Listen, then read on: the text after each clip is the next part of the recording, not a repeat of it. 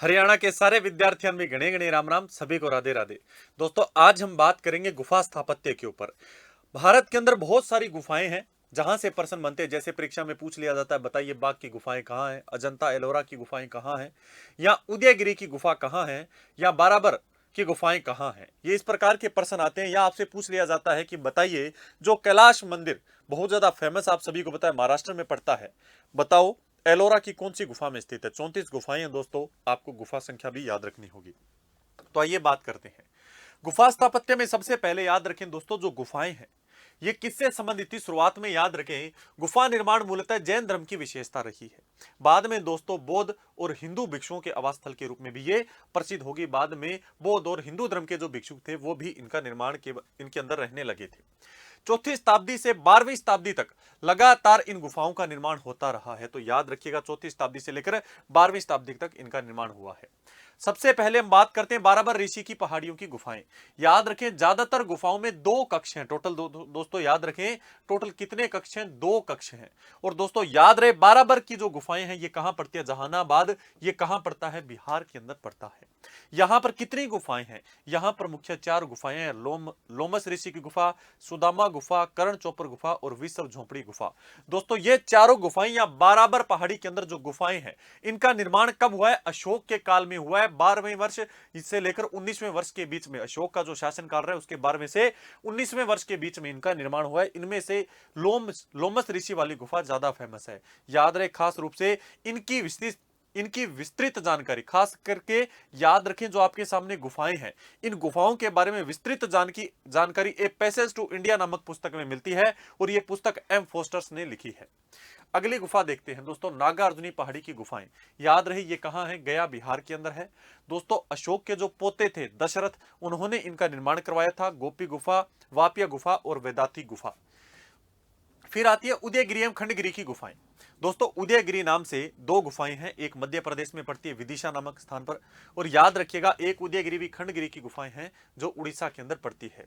आपके सामने है उदयगिरी गुफाओं की बात करूं तो उदयगिरी जो पहाड़ी है उसमें 19 गुफाएं हैं, जबकि खंडगिरी की पहाड़ी में 16 गुफाएं हैं। याद रखें दोस्तों, इनके अंदर जितनी भी गुफाएं हैं आपके सामने नाम लिखा है, जैसे रानी, रवि, गणेश, हाथी, नवमुनि, देवसभा और अनंत गुफा। ये बहुत सारी गुफाएं हैं यहाँ पर।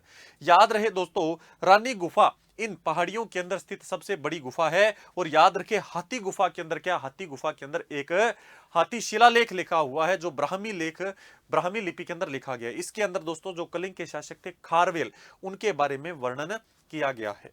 अगली गुफा देखिएगा, उदयगिरी की गुफाएं, विदिशा मध्य प्रदेश। अभी मैंने आपको बात कहा था, इसका निर्माण चंद्रगुप्त द्वितीय और कुमारगुप्त प्रथम के समय इनका निर्माण हुआ था। याद रहे यहां पर टोटल 20 गुफाएं हैं, सारी की सारी हमारे ब्राह्मण धर्म से संबंधित है। और याद रहे दोस्तों, इनके अंदर देवी देवताओं की मूर्तियां लगी हुई है। आपके सामने मानचित्र या चित्र आपके सामने दिखाई दे रहे हैं। फिर आती है बाघ की गुफाएं। बाघ की गुफाओं की बात करूं तो यह मांडू मध्य प्रदेश के अंदर स्थित है। नर्मदा नदी की एक सहायक नदी है बाघ नदी, उसके किनारे स्थित है।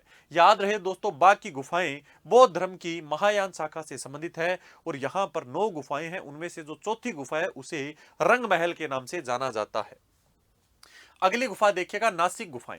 नासिक गुफाओं की बात करें, नासिक कहां है दोस्तों? अंगूर भारत में कहां के फेमस है? नासिक के। तो नासिक कहां है? महाराष्ट्र में है। यह दोस्तों 100 ईसा पूर्व से लेकर तीसरी शताब्दी के बीच में इनका निर्माण हुआ है। यहां पर टोटल 24 गुफाएं हैं, जिनके दोस्तों याद रखें, यहां पर कितनी गुफाएं हैं? 24 गुफाओं का समूह है। उन समूह को क्या बोला जाता है? पांडवलेनी समूह कहा जाता है। और याद रही ये बौद्ध धर्म की हीनयान शाखा से संबंधित है। फिर बात करते हैं अजंता की गुफाओं की। यह भी महाराष्ट्र के औरंगाबाद में स्थित है। 200 ईसा पूर्व से लेकर 650 ईस्वी तक इनका निर्माण हुआ था। दोस्तों 29 गुफाएं हैं, है तो सारी की ज्यादातर सारी की सारी बौद्ध धर्म से संबंधित है अजंता की गुफाएं। याद रहे 29 गुफाएं, जो जिनमें से 5 गुफाएं चैत्य है। चैत्य का मतलब यहां पर 5 गुफाएं दोस्तों सिर्फ पूजा प्रार्थना के लिए बनाई गई है। बाकी जो 24 बस्ती है वो एक तरीके से हमारे आराम के लिए, विश्राम के लिए बनाई गई है। ठीक है दोस्तों, इन गुफाओं की आकृति की बात करूं, घोड़े के नाल के समान आकृति है। इनके अंदर खास तौर पर क्या देखने को मिलता है? इनके अंदर महात्मा बुद्ध की प्रतिमाओं और जातक कथाओं को दृश्य के रूप में दिखाया गया है, चित्रों के रूप में दिखाया गया है। और अन्य चित्र इस गुफा में कौन से? फूल पत्तियों के है, वृक्षों के और पशुओं के चित्र मिलते हैं।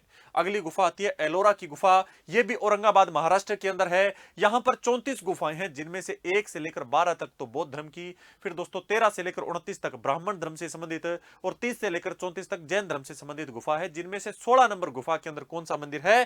कैलाश मंदिर स्थित है। आपके सामने यहाँ पर कैलाश मंदिर भी दिखाई दे रहा होगा आपको यहाँ पर। तो दोस्तों ये हमने आज गुफा स्थापत्य के बारे में सारी जानकारी प्राप्त की। अब इस क्लास को समाप्त करता हूँ। धन्यवाद।